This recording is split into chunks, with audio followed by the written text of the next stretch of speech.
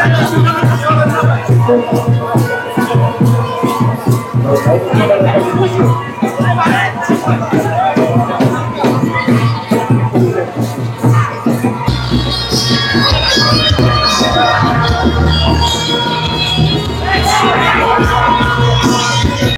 তাদের উদ্দেশ্যে বক্তব্য রাখবেন হয়তো রেখেছেন জানি না কি লিখেছেন ডক্টর মোহাম্মদ ইউনূস প্রধান উপদেষ্টা সরকার।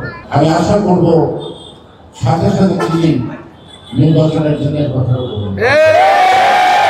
নির্বাচন যত তাড়াতাড়ি দিবেন তত আপনার জন্য মঙ্গল। নির্বাচন যত বিলম্ব হবে তত ষড়যন্ত্র হবে। ষড়যন্ত্র হবে দেশের বিরুদ্ধে, গণতন্ত্রের বিরুদ্ধে, ষড়যন্ত্র হবে আপনার বিরুদ্ধে। সুতরাং যা শুভ কাজ শুভ, 1 বছর হচ্ছে অনেক সময়, আর সময় থাকুন না করে নির্বাচনের তারিখ ঘোষণা। আর যারা নির্বাচনে অংশগ্রহণ করবেন যে সকল দল, তারাও তাদের প্রস্তুতি নেন জনগণের কাছে না।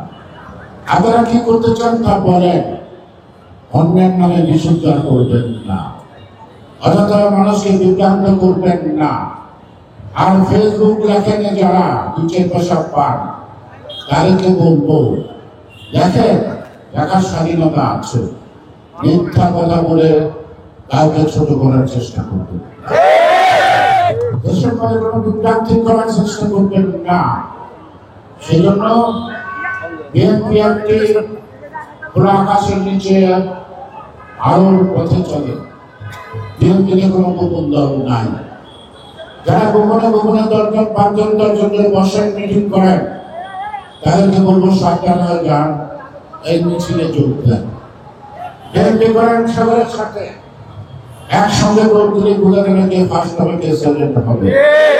ঘরে বসে পয়সা খরচ করে আর ফেসবুকে লেখালেখি করে নেতা হওয়া যাবে না। সেই কারণে বলছি সাহস থাকলে অমুকে চাই অমুকে চাই, সাইজে মানুষ দেখে না তো আপনাকে, যাদের চাই তারা জনগণের সামনে আসে, দলের কাছে চান আমি কেন নির্বাচন করতে চাই, দল দিলে করলেন আমি নিজের সাথে ভোট চাইব, কিন্তু দল না দিলে কে চাইব কে না চাইব, ওই চাওয়াটা কিছু লাভ হবে না।